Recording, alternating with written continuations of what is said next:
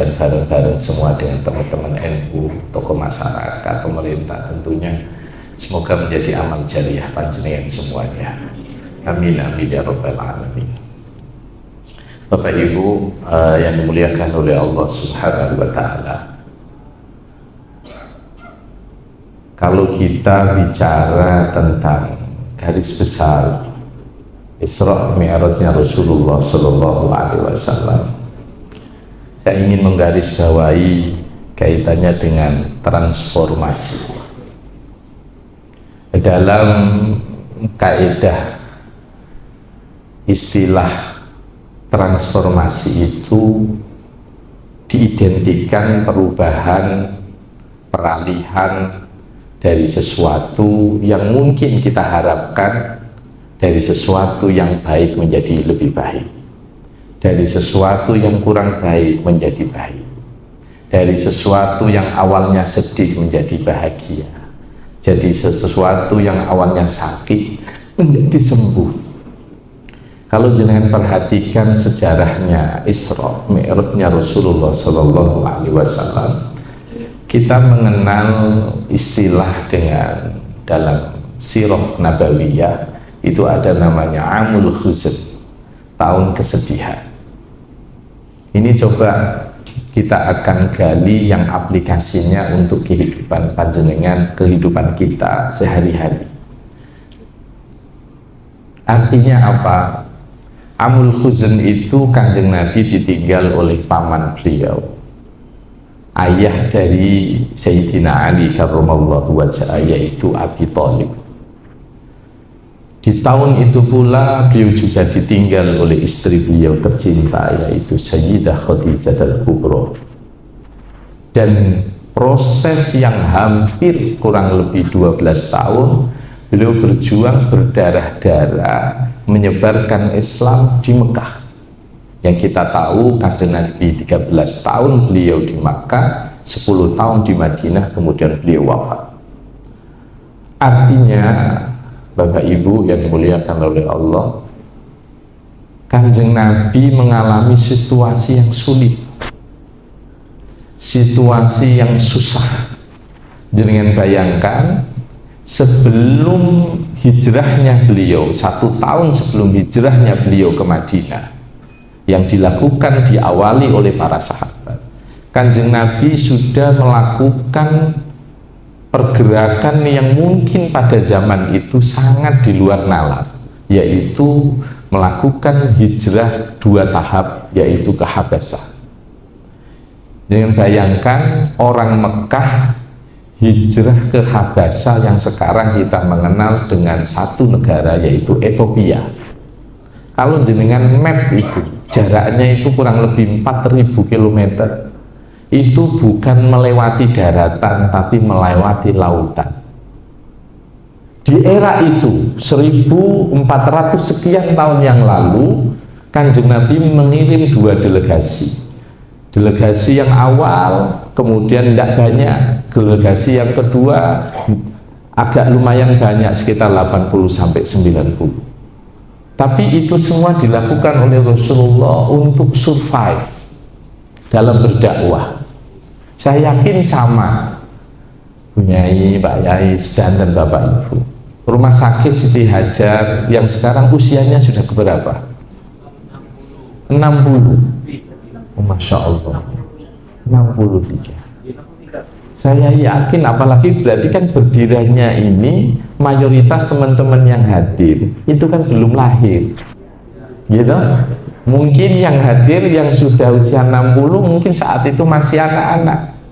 Kalau yang panjenengan sudah hadir, artinya saya yakin tidak tiba-tiba survei seperti sekarang yang tadi disampaikan oleh Pak Direktur sampai 600 kali tim yang ada di sini.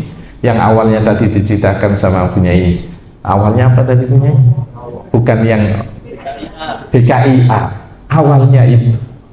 Artinya kita akan bicara tentang transformasi. Kalau dalam bahasa Arab, transformasi itu dipakai dengan istilah at-tahawul.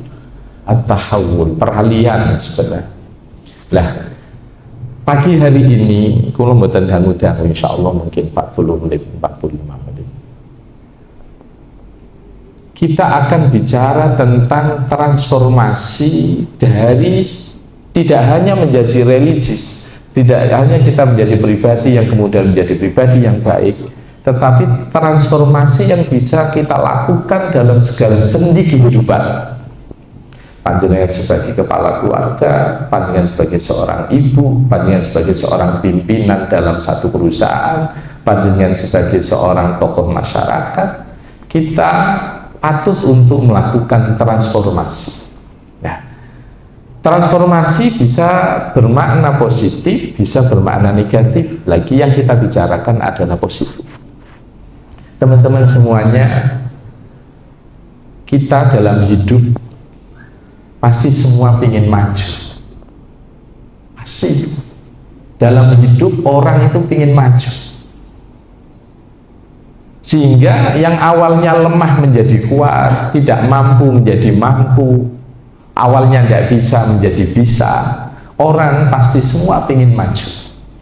Dalam kaidah tulisan beliau Syekh Mustafa Al-Gholayani, ini saya bawa kitab itu, dengan beliau memakai istilah namanya al-iqdam, pembaharuan, berkemajuan. Orang, mohon maaf, orang tidak akan mampu melakukan al-iqdam, yaitu kita berpikir maju, kita bagaimana menjadi orang yang sukses, rumah tangga, karir, lembaga, apapun itu, kalau tidak dalam hidup itu, kalau tidak melakukan dua hal. Kita tahu bahwa kita hidup secara sunnatullah, kita itu diciptakan supaya amilan lima yuhyi, yaitu survive. Teman-teman, perusahaan kayak rumah sakit seperti ini, pasti semua direktur, semua karyawan berpikir bahwa ini bisa survive. Ini kalau Masya Allah, kalau bertahan sampai 100 tahun, ya Masya Allah, ya itu sudah tanda bahwa survive. Ini 60 sekian kan ya, kayak kita di Nahdlatul Ulama sekarang sudah 1 abad. Karena memang lompatan-lompatan besar di satu wilayah, satu bangsa itu akan terjadi di usia 100 tahun itu. Lompatan-lompatan akan terjadi. Artinya kita diciptakan oleh Allah, saya sebelum ngomong tentang dua hal tadi, kita diciptakan oleh Allah itu untuk amilan lima yuhyi, untuk survive. Sunnatullahnya seperti itu, sehingga orang berusaha, dia harus kerja, dia harus belajar, itu sebenarnya tidak ada lain sebenarnya untuk survive.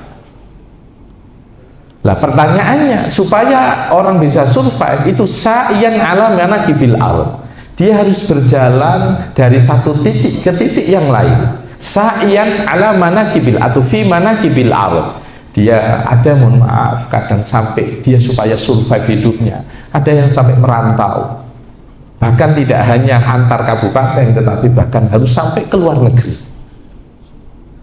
Sa'iyan ala manakibil al, dia melangkah di titik bumi manapun untuk tetap bertahan. Maka pertanyaannya kemudian, kalau orang sudah tahu bahwa dirinya diciptakan oleh Allah untuk amilan lima yuhyi, dia survive, kemudian supaya survive dia melangkah sa'iyan fi manakibil ard, maka yang ketiga tujuannya apa? Muntafi'an bi khairatiha, dia harus menjadi orang yang bermanfaat atas apa yang mereka lakukan. Bermanfaat dari sisi apa? Sisi kebaikan. Maka kemudian Syekh Mustafa mengatakan, ketika orang muntafi'an li khairatiha, kebaikan di bumi itu, maka apa? Ada ya'udu ala nafsi wa ya'udu ala ghairi, ada yang kembali kepada personalnya dan ada yang kembali kepada orang lain. Apa yang dilakukan oleh teman-teman Bapak Ibu di rumah sakit itu sangat bermanfaat untuk orang lain, dan itu nilainya ibadah.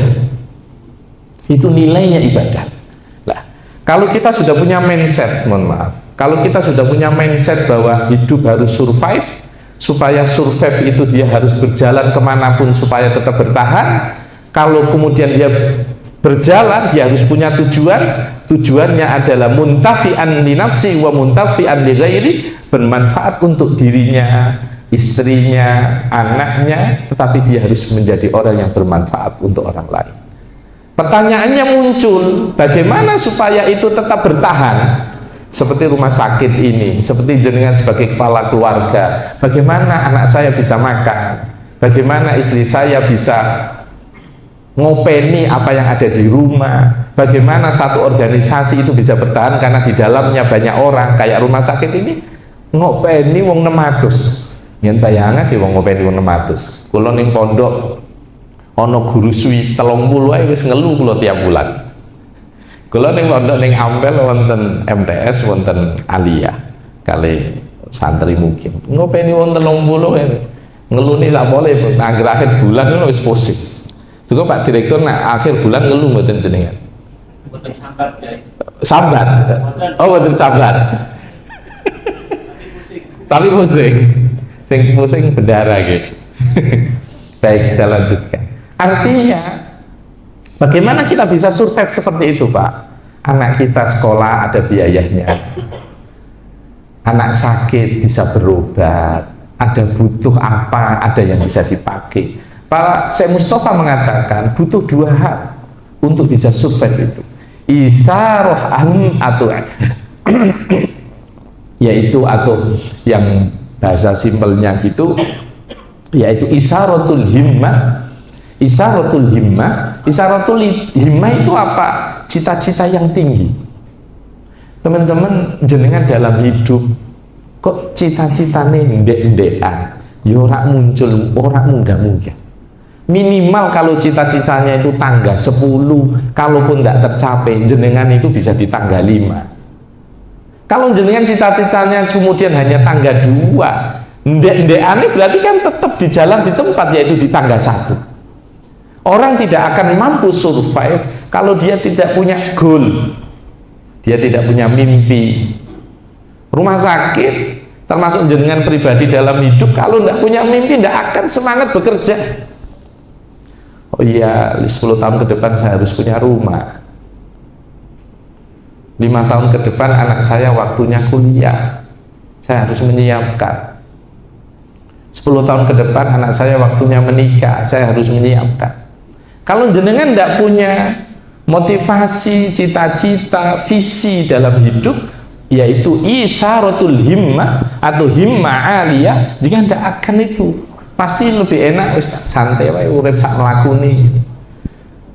Pak Direktur rumah sakit niki nak dilakoni ora ono target, ndak ada apa, kira-kira jadinya kayak apa? Ya ndak terarah, bukan masalah ndak tercapai, ndak akan terarah. Orang hidup kalau ndak punya cita-cita itu ndak akan terarah. Mohon maaf, itulah maka Allah ngasih nafsu ke kita. Tapi nafsu itu dikasih oleh Allah pengendali namanya akal, biar nggak nyasar kemana-mana. Loh yang membuat kulo panjenengan semangat kerja, kita berkhidmat, dan itu diiringannya aja nafsu, jangan dikira nggak ada nafsu. Tapi Allah kendalikan nafsu itu dengan dititipkan akal. Akal itulah yang akan menuntun kita mana baik mana tidak baik. Yang kedua, selain kita punya untuk survive, untuk maju, tidak hanya cukup, mohon maaf, kita melakukan transformasi tadi, tidak hanya memiliki cita-cita yang tinggi. Saya tanya jenengan semuanya, orang berhasil, dia punya visi, ingin maju, rumah tangganya, keluarganya, komunitasnya, termasuk di Nahdlatul Ulama. Kalau dia punya visi, punya cita-cita yang tinggi, kira-kira berhasil enggak kalau yang kedua ini tidak dilakukan, yaitu al-juddu, kesungguhan. Sing ono kalau dia biasanya bahasane wong omongane wong saiki ngene, omdo, omong doang. Dia duwe visi, duwe cita-cita, tapi ndak action, ya masalah. Kalau dia ndak action, mohon maaf, ya masalah. Coba nih perhatikan itu. Saya itu mencatat di Surah At-Taubah ayat 105. Ini buat pegangan jenengan semuanya, kita semuanya. Ini dalam rumah tangga, dalam kehidupan bermasyarakat, termasuk dokter-dokter nakes lah, dalam melayani pasien. Itu prinsipnya apa Quran itu? Wa qul i'malu fasayarallahu amalakum. Kanjeng Nabi itu diperintahkan oleh Allah, Muhammad katakan kepada mereka, i'malu, action saja, jangan hanya lamunan, i'malu wa qul i'malu, action saja, fasayarallahu amalakum, maka Allah akan mudahkan itu actionmu. Mohon maaf, kita kalau nek santri pondok apik ngapalno Quran 30 juz dengan bersati ngaji kok ngene tok diolak-wali, aduh wah kena 600 halaman diolak-walik tok mboten dihafalke mulai halaman 1 halaman 2 sampai enggak nih? Sampai apa tidak? Sama ketika rumah sakit punya visi 10 tahun ke depan kayak apa, kemudian planningnya dilakukan, apa yang harus dilakukan. Kalau kemudian hanya dalam bentuk dokumen rancangan untuk bagaimana visi ke depan kemudian hanya dilihat, ya tidak akan jadi apa-apa. Mohon maaf, yang tadi awalnya hanya semacam klinik kemudian jadi rumah sakit. Saya yakin dulu orang-orang yang ngerintis itu tulus. Kalau nggak tulus nggak mungkin jadi sebesar ini. Bayangkan loh, dari klinik jadi rumah sakit, iso tim yang ada di dalamnya sampai 600, belum orang yang dibantu, artinya orang-orang sakit yang dengan bantu, sing bingung dan lain-lain. Masya Allah, semoga menjadi amal jariah panjenengan semuanya yang terlibat di rumah sakit ini. Oke, saya lanjutkan kembali ke transformasi tadi. Pertanyaannya muncul, di dalam hidup itu Bapak Ibu, ini satu konsep hidup ya, mohon maaf ini saya mboten ceramah niki koyok brainwash awake dhewe, ojo sampai awake dhewe iki gak duwe tujuan urip. Tadi sudah saya awali dengan konsep bahwa orang kalau ingin maju dia harus paham bahwa Allah menciptakan kita itu untuk maju memang. Dengan cara apa? Supaya kita survive, maka kita harus berjalan, kita harus action. Yang kedua, berjalannya kemana? Kemanapun, karena itu bumi Allah. Tujuan berjalannya untuk apa? Bermanfaat.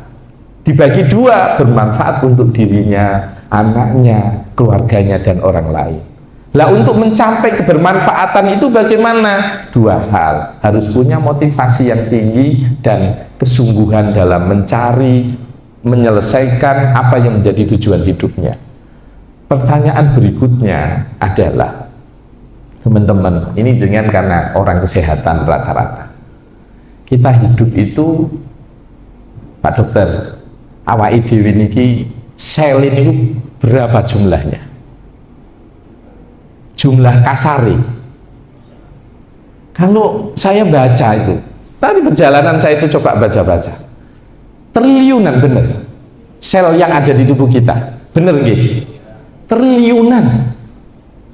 Dan dia ini makhluknya Allah, dia melakukan reproduksi, pertumbuhan, mati tumbuh, mati tumbuh, mati tumbuh.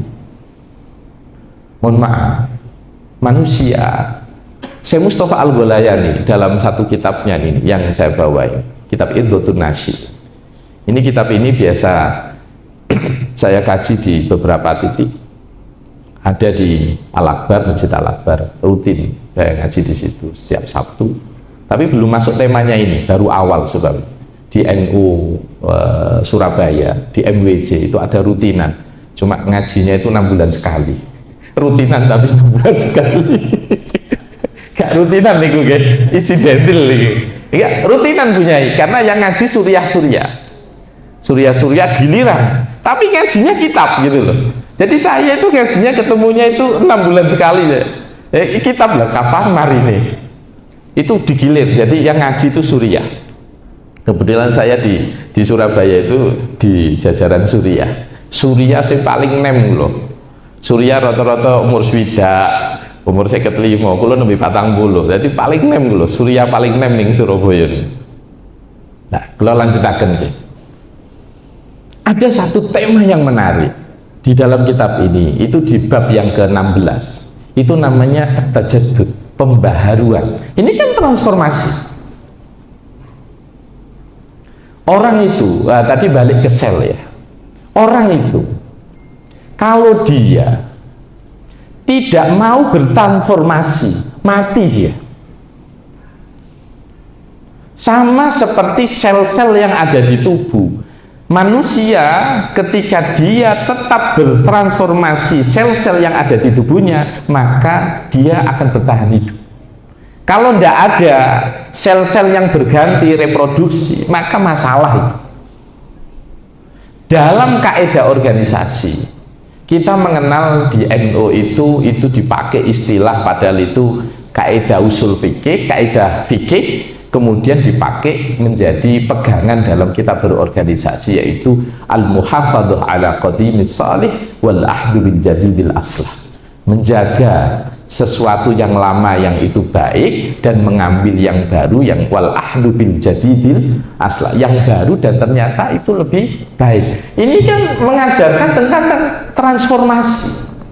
Lembaga, organisasi, rumah sakit atau apapun, dia kok tidak melakukan transformasi menghadapi zaman, akan habis. Akan habis. Jangan masih ingat enggak zaman kita sebelum pandemi?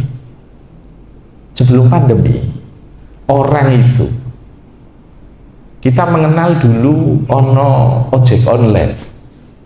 Jangan iling enggak neng Surabaya ramen duko nak ning Sidoarjo. Uang sing ngojek online, taksi online dicegati angkot. Nggih, laras boten? Dicegati gak oleh iku wilayahku. Sekarang yang tergerus apa coba? Angkot itu di Surabaya disuntik mati. Yang mereka yang mau pindah ke Wirawiri, angkotnya dimatikan, dia jadi pegawainya Wirawiri. Perso apa Wirawiri jenengan? Angkotnya Surabaya nih loh, tapi yang berhasil. Artinya apa? Orang kalau kemudian tidak mau melakukan perubahan-perubahan dalam hidupnya, yang namanya at-tajaddud tadi, mohon maaf, dia akan habis.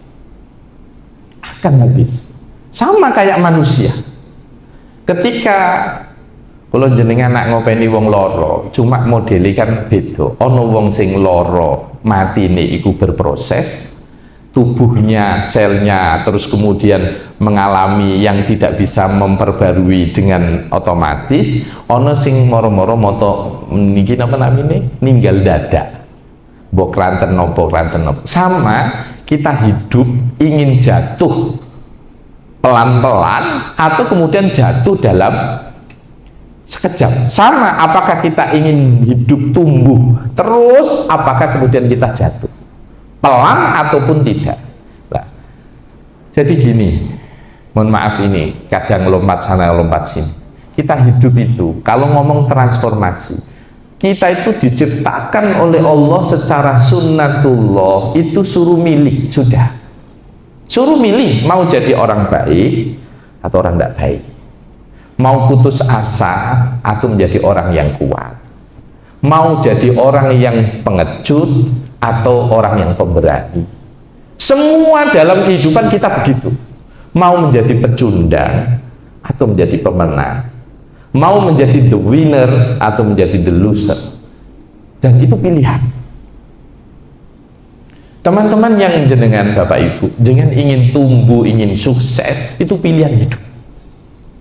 Lah pertanyaannya kemudian, bertransformasi menjadi pribadi yang kemudian pribadi yang religius, bertransformasi menjadi pribadi yang mungkin awalnya ibadahnya tidak maksimal, bagaimana maksimal? Itu Syekh Mustafa Al-Ghalayani memberi pemahaman kepada kita.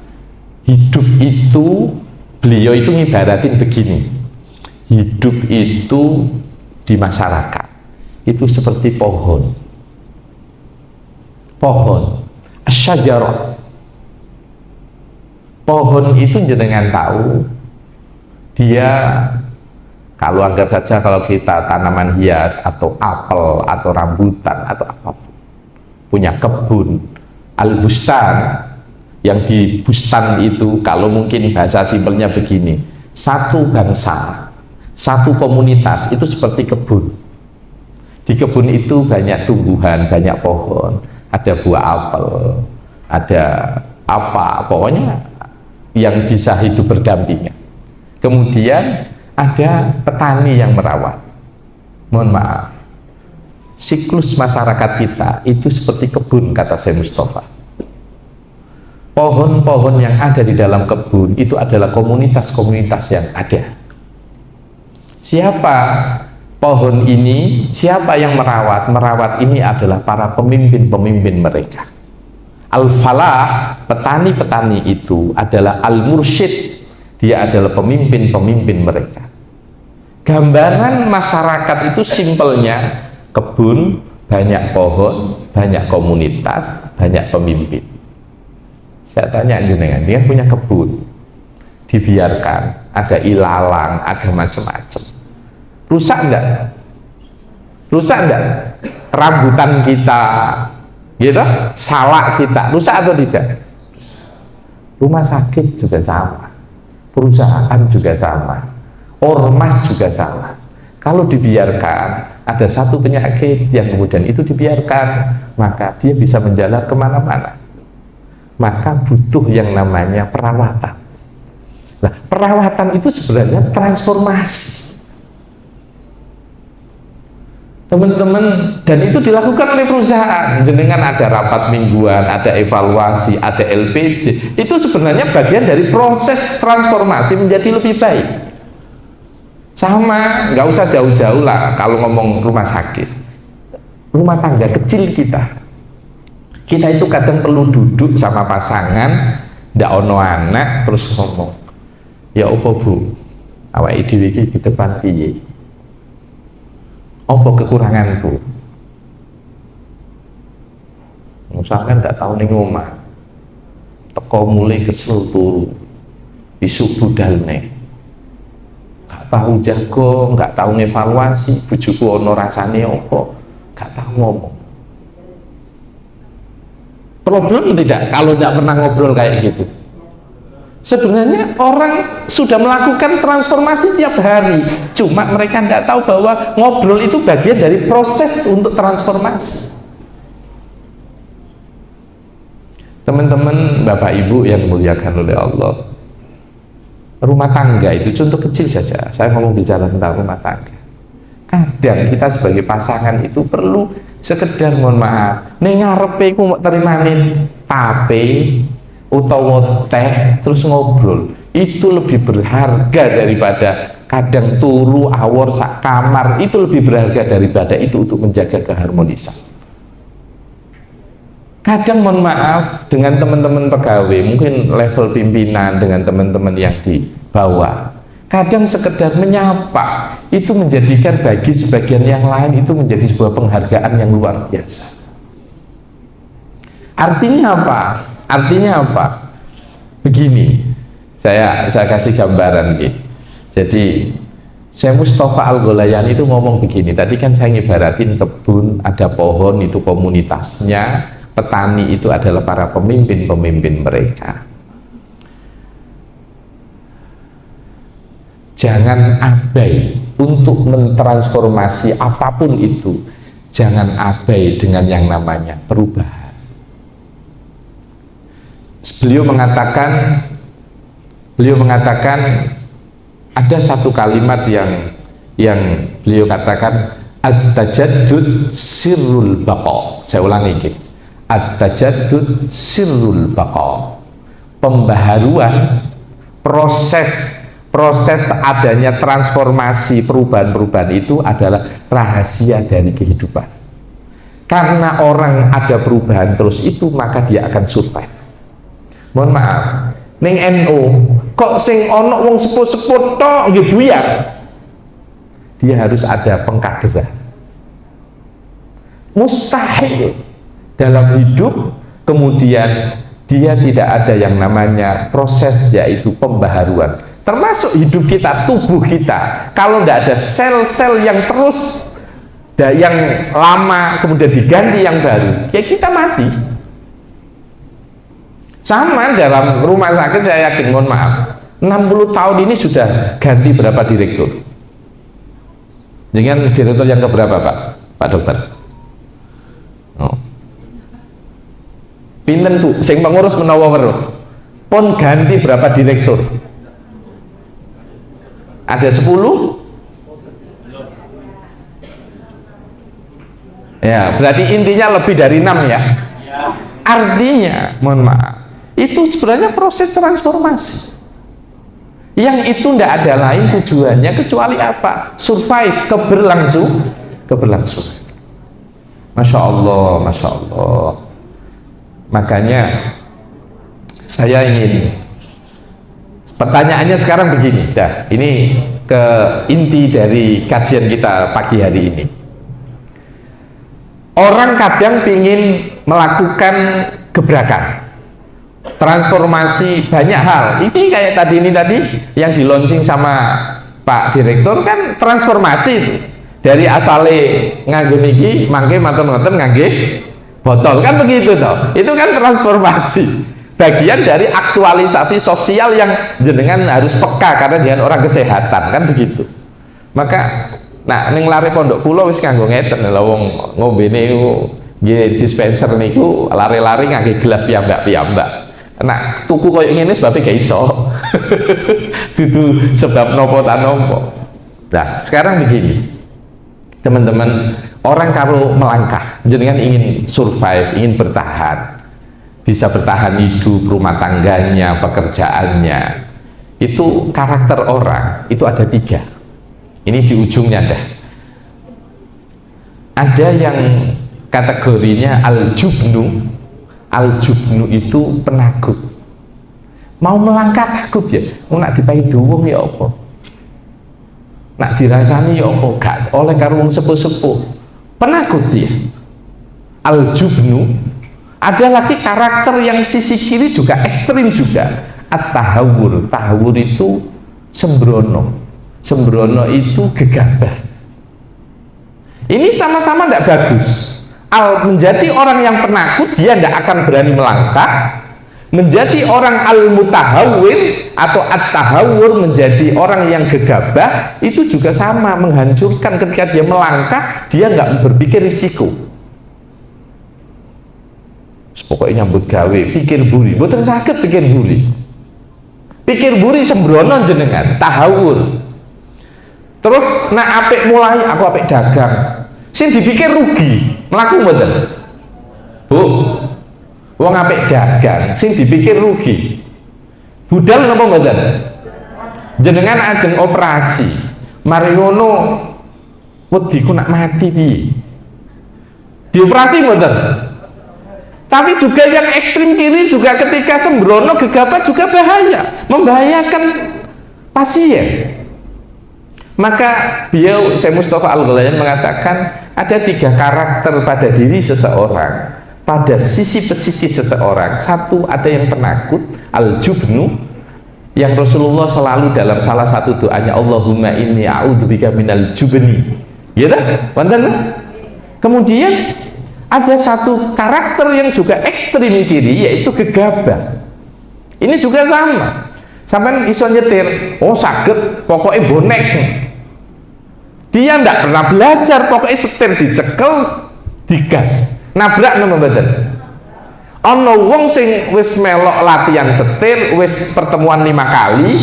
Kalau iso ngomong 5 kali, sebabnya kalau nomben latihan 5 kali, kemudian dia ndak aku tinggal nabrak wong.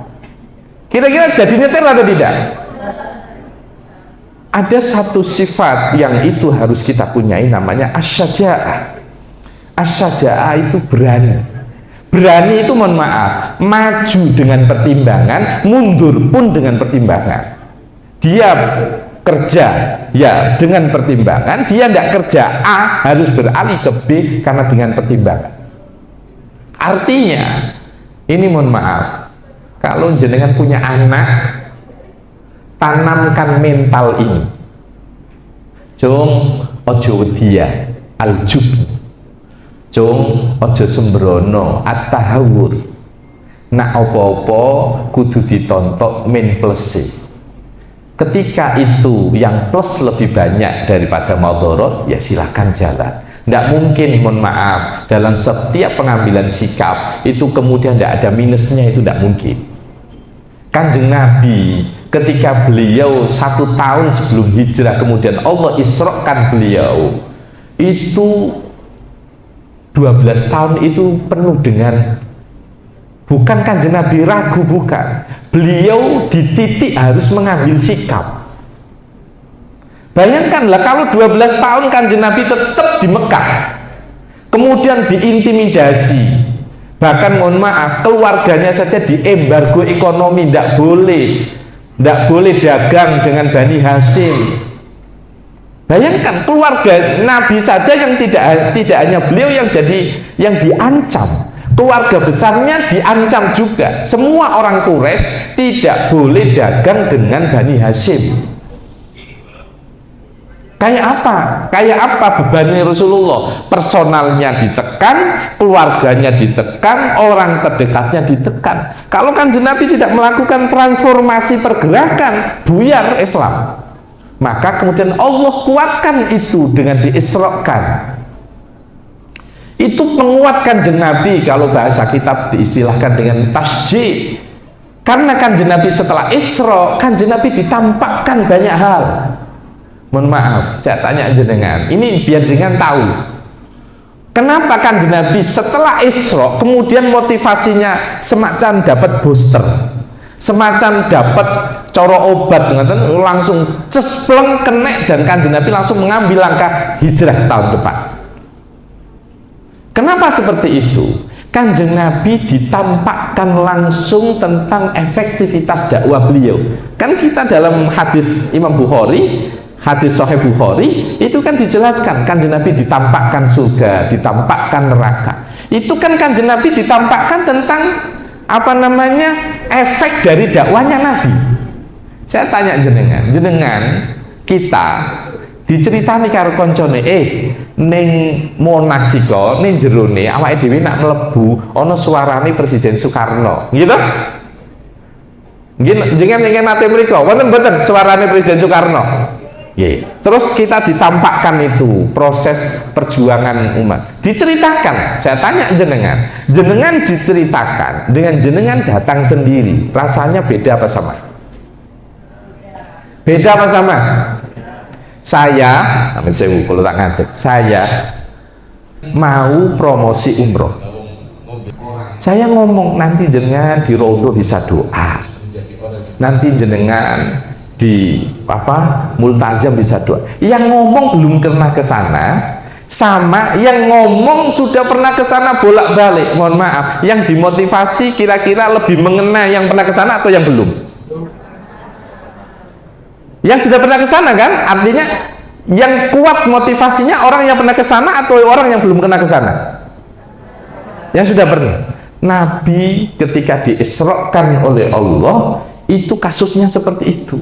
Kanjeng Nabi ditampakkan efek dakwahmu itu begini Muhammad. Setelah itu kanjeng Nabi tidak takut apapun.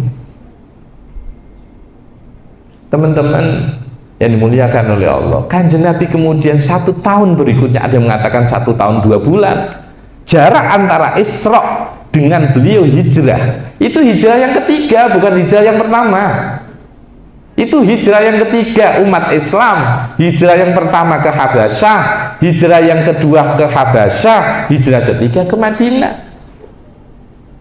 Teman-teman, Bapak Ibu, kanjeng Nabi bisa sekuat itu karena kanjeng Nabi melakukan transformasi dalam dakwahnya yang awalnya defensif kemudian ofensif. Ofensifnya di mana? Di Madinah. Kanjeng Nabi ngirim sahabat ke Mesir, ke Suriah, kemana? Dulu di Mekah defensif. Nak ketemu karo wong kafir diganggu ngucapo apa dame wae. Nak awakmu diganggu wis nyingkre wae. Dulu di Mekah begitu. Itu transformasi dakwah. Kalau kita praktek dalam masyarakat, ada transformasi dakwah, ada transformasi dalam tatanan masyarakat, dan itu dilakukan oleh kanjeng Nabi. Tonggaknya apa? Isra Mi'raj. Transformasi kehidupan. Oh, saya awalnya belum menikah, kemudian saya menikah, terjadinya transformasi hidup dari awalnya menjadi perjaka, kemudian sudah menjadi seorang ayah, menjadi seorang suami. Itu transformasi hidup. Lah transformasi itu tidak akan terjadi kalau kita tidak punya tujuan hidup. Tidak punya tujuan hidup. Baik, teman-teman, ini supaya bermanfaat. Saya kasih sesi tanya jawab. Jadi mungkin saya jam 11 kurang 5 saya harus ke Surabaya karena rutinan di Pengadilan Negeri Surabaya.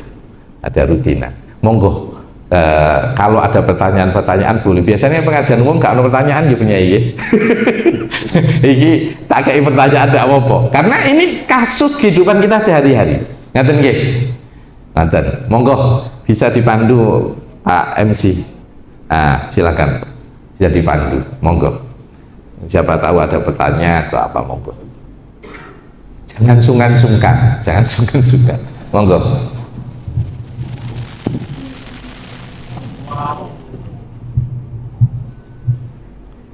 Monggo, jangan pandu. Bapak Ibu, dan ada yang mau mempertanyakan, silakan.